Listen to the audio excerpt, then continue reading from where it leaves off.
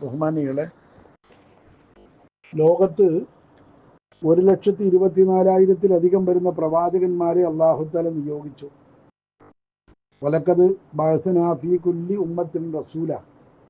മനുഷ്യനൊരു സമൂഹമായി എവിടെയൊക്കെ ജീവിക്കാൻ തുടങ്ങിയിട്ടുണ്ടോ അവിടേക്കൊക്കെ അല്ലാഹുതആല പ്രവാചകന്മാരെ നിയോഗിച്ചിട്ടും ലോകം നന്നായില്ല. ഇത്രയും പ്രവാചകം 1,24,000-ത്തിലധികം പ്രവാചകന്മാർ എത്ര കൊല്ലം കൊണ്ട്? വെറും 7,000 കൊല്ലം കൊണ്ടായി പറഞ്ഞത്. 7,000-8,000 കൊല്ലം ആയിട്ടുള്ളൂ ആദം നബി ഭൂമിയിൽ നിന്ന് പോയിട്ട്. അതിൻ്റെ ഇടയിലാണ് ഈ 1,24,000-ത്തിലധികം വരുന്ന പ്രവാചകന്മാരെ അള്ളാഹു നിയോഗിച്ചത്. ആ ഓരോ പ്രവാചകന്മാരുടെ അനുയായികളിലും ആയിരക്കണക്കിന് ലക്ഷക്കണക്കിന് പണ്ഡിതന്മാര്, ഉലമാക്കള് ആ പ്രവാചക ദൗത്യം ഏറ്റെടുത്തുകൊണ്ട് ദഅവത്ത് നടത്തിയിട്ടും ലോകം നന്നായില്ല. ലോകത്ത് എപ്പോഴും പരിശുദ്ധ ഖുർആന്റെ ഭാഷയിൽ പറഞ്ഞാൽ എല്ലാ പ്രവാചകന്മാരും ഈ ലോകത്ത് വന്നിട്ട് ഉബല്ലിഗുക്കും റിസാലാത്തി റബ്ബി വ അൻസഹുലക്കും, പ്രവാചകന്മാർ ജനങ്ങളോട് പറഞ്ഞത് ഞാൻ നിങ്ങൾക്ക് എത്തിച്ചു തരുന്നത് എൻ്റെ റബ്ബിൽ നിന്ന് കിട്ടിയ, രക്ഷിതാവിൽ നിന്ന് കിട്ടിയ റിസാലത്താണ് ഞാൻ നിങ്ങൾക്ക് എത്തിച്ചു തരുന്നത്. വ അൻസഹുലക്കും, ഞാൻ നിങ്ങൾക്ക് ഗുണകരമായതാണ് നിങ്ങളോട് പറയുന്നത്. നിങ്ങൾക്ക് ഗുണമല്ലാത്തതൊന്നും ഞാൻ നിങ്ങളോട് ഉപദേശിക്കുന്നില്ല. വഅലമു മിനല്ലാഹി മാ ലാ തഅലമൂൻ, നിങ്ങൾക്കറിയാത്ത പലതും എനിക്കറിയാം, അതുകൊണ്ടാണ് ഞാൻ നിങ്ങളെ ഉപദേശിക്കുന്നത് എന്ന് 1,24,000-ത്തിലധികം വരുന്ന പ്രവാചകന്മാരും അവരുടെ മാതൃക പിൻപറ്റിയ മഹാന്മാരായ ഉലമാക്കളും സൂഫിയാക്കളും ഔലിയാക്കളും ഒക്കെ ഉപദേശിച്ചിട്ടും ലോകത്തെ സംബന്ധിച്ചിടത്തോളമുള്ള അവസ്ഥ എന്താണ്? ഫമിൻഹും മൻ ഹദല്ലാ, ചിലരെ അല്ലാഹു തആല ഹിദായത്താക്കി. വമിൻഹും മൻ ഹഖ്ഖത്ത് അലൈഹിമുൽ ളലാല, അവരുടെ കൂട്ടത്തിൽ ആ ദുർമാർഗം, വഴികേടത്തരം, തോന്നിയാസം അത് സ്ഥിരപ്പെട്ട് അങ്ങനെ ജീവിച്ച് നശിച്ചു പോയവർ വേറൊരു കൂട്ടവും ലോകത്ത് എപ്പോഴും ഉണ്ടായിരുന്നു. അപ്പൊ ഞാൻ പറഞ്ഞു വന്നത്, ലോകത്തെ സംബന്ധിച്ചിടത്തോളം ഇങ്ങനെയൊക്കെ പ്രവർത്തിച്ചിട്ടും മഹാഭൂരിപക്ഷം ആളുകളും ഇത് ഉൾക്കൊള്ളാൻ മാത്രം ബുദ്ധിയും വകതിരിവും ഇല്ലാത്തവരായിരുന്നു എന്നതാണ്. അപ്പൊ തോന്നാം നമ്മൾ മാത്രം ബുദ്ധിയുള്ളവര്, വകതിരിവുള്ളവര്. അങ്ങനെയല്ല ഈ പറയുന്നത്. മനസ്സിലാക്കണം, ലോകത്ത് നമ്മൾ ഓരോരുത്തരും നമ്മളെ പഠിക്കാൻ വേണ്ടിയാണ് ഇത് പറയുന്നത്. നമ്മളെ തിരിച്ചറിയണം. ലോകത്ത് ബഹുഭൂരിഭാഗം ആളുകളും ബുദ്ധിയില്ലാത്തവരും അന്തമില്ലാത്തവരും വിവേകമില്ലാത്തവരും വെളിപാട് വകതിരിവും ഇല്ലാത്തവരുമായിരുന്നു എന്നത് പരിശുദ്ധ ഖുർആന്റെ സാക്ഷ്യമാണ്.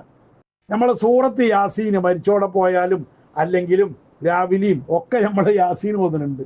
ആ യാസീന്റെ തുടക്കത്തിൽ തന്നെ അല്ലാഹു തആല ദാ പറയുന്നത്, ലഖദ് ഹഖൽ ഖൗലു അലാ അക്സരിഹിം, അവരിൽ ബഹുഭൂരിഭാഗത്തിന്റെ പേരിലും അള്ളാഹുവിന്റെ വാക്ക് സ്ഥിരപ്പെട്ടിരിക്കുന്നു. എന്താണ് അവരെ പറ്റി അള്ളാഹ്ക്ക് പറയാനുള്ള വാക്ക്? ഫഹും ലാ യുഅ്മിനൂൻ, അക്സറും, ബഹുഭൂരിഭാഗം ആളുകളും വിശ്വസിക്കൂല. അതുകൊണ്ട് തന്നെ ലോകത്ത് എപ്പോഴും ഭൂരിപക്ഷം ആരാണ്?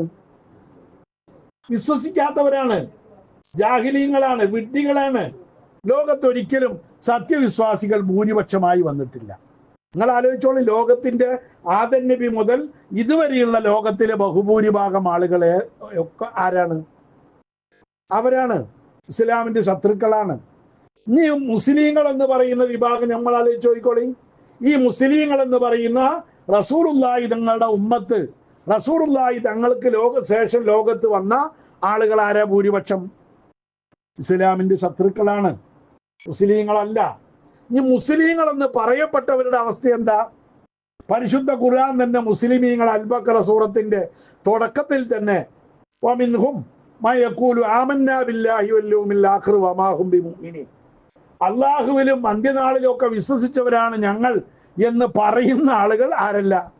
വമാ ഹും ബിമുഅ്മിനീൻ, അവർ വിശ്വസിച്ചിട്ടില്ല. ആരാ പറയുന്നത്? ഇത് അല്ലാഹ് പറഞ്ഞാണ്. അപ്പൊ മുസ്ലിമീങ്ങളിലും ബഹുഭൂരിഭാഗം ആളുകൾ എന്തല്ല? വിശ്വസിച്ചവരല്ല. മുസ്ലിങ്ങളിൽ ഒരു ന്യൂനപക്ഷം ഉള്ളേ, മുസ്ലിങ്ങളിൽ ഒരു ന്യൂനപക്ഷമുള്ളൂ. എന്ത്? മുഅ്മിനീങ്ങള്. വ്യത്യാസം മനസ്സിലാക്കണം. മുസ്ലിമാണ്, ലോകത്ത് മുസ്ലിങ്ങൾ ഒരുപാടുണ്ട്. പക്ഷെ ആ മുസ്ലിമീങ്ങളിൽ മുഅ്മിനീങ്ങൾ എത്ര ഉണ്ട് എന്നാ, ശരിയായ ഈമാനുള്ളവർ എത്ര ഉണ്ട്? അതാണ് സൂറത്ത് യാസീനിൽ പറയുന്നത്. ഫഹും ലാ യുഅ്മിനൂൻ, അവർ വിശ്വസിക്കൂല. ലഖദ് ഹഖൽ ഖൗലു അലാ അക്സരിഹിം ഫഹും ലാ യുഅ്മിനൂൻ, അവരിൽ അധികവും ഈമാനുള്ളവരല്ല. എന്താണ് അവർക്ക് വിശ്വസിക്കാൻ കഴിയാത്തത്?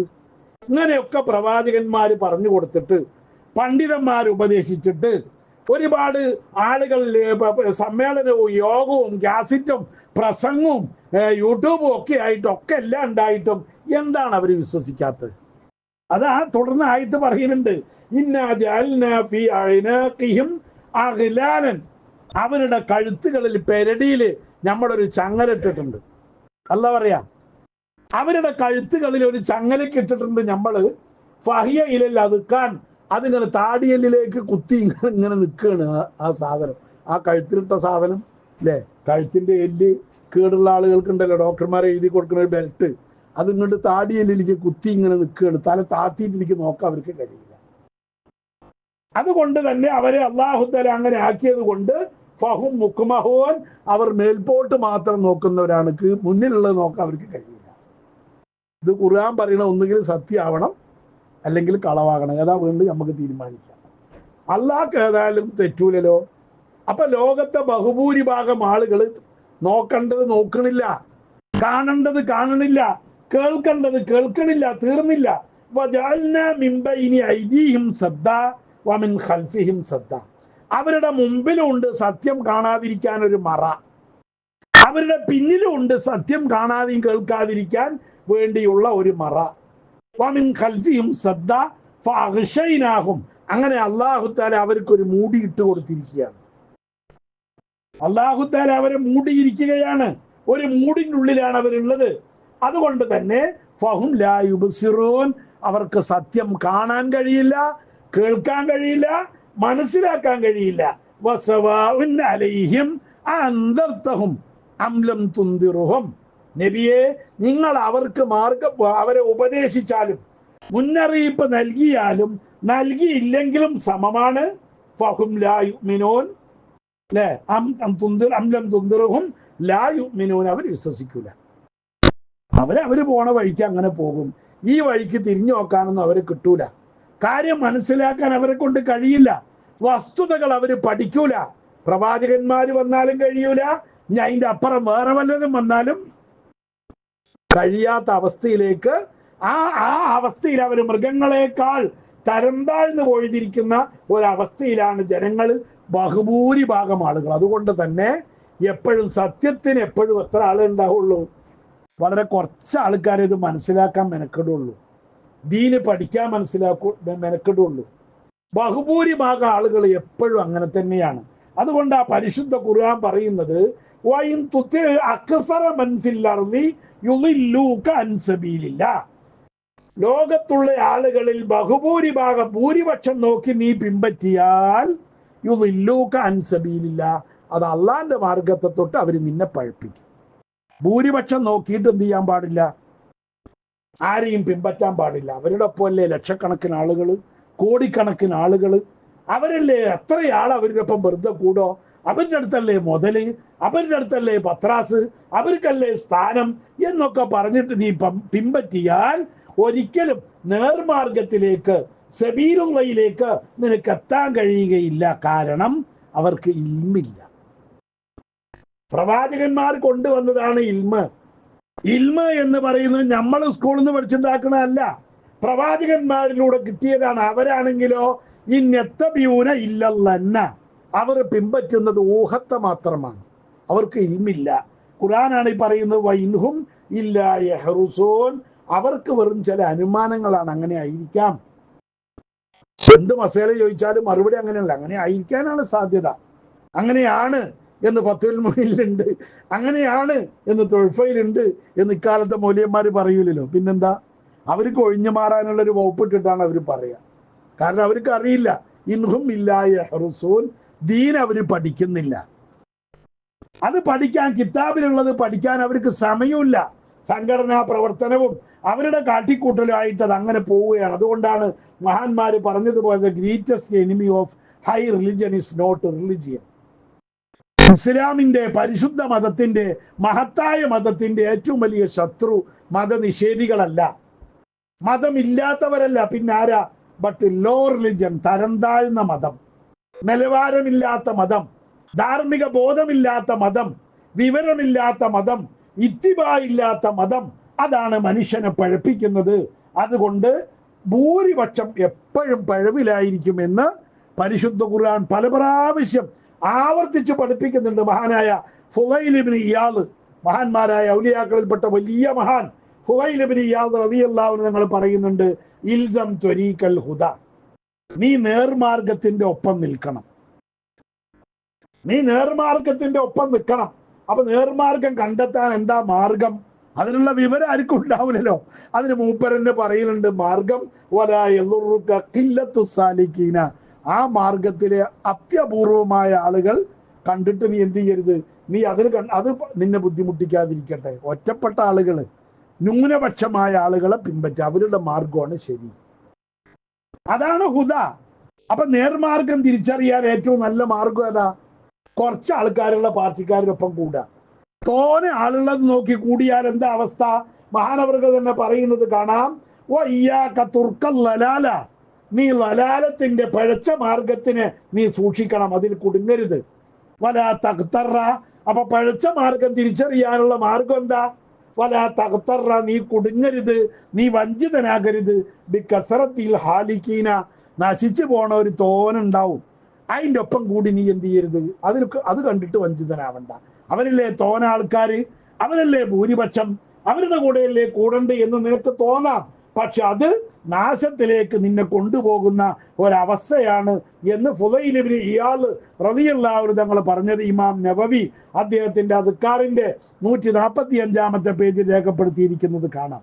അപ്പൊ അതുകൊണ്ട് ലോകത്തെ ഭൂരിപക്ഷം ആളുകൾ, ലോകത്ത് എപ്പോഴും എക്കാലവും ഭൂരിപക്ഷം ആളുകൾ സത്യത്തിലല്ല, നേരിന്റെ മാർഗത്തിലല്ല, അള്ളാഹുവിന്റെ പൊരുത്തത്തിലല്ല. അതുകൊണ്ട് ആ ഖുർആൻ 11 പ്രാവശ്യം ആവർത്തിക്കുന്ന ഒരു വാക്കാണ് വലാകിന്ന അക്സറന്നാസി ലാ യഅലമൂൻ. ഖുർആനിൽ എത്ര വട്ടമുണ്ടത്? 11 വട്ടം ആവർത്തിക്കുന്നുണ്ട് അല്ലാഹു തആല. എന്താ 11ന്റെ രഹസ്യം എന്ന് എനിക്കറിയില്ല, ഞാൻ വെറുതെ അടിച്ചു നോക്കിയപ്പോൾ കിട്ടിയാണ്.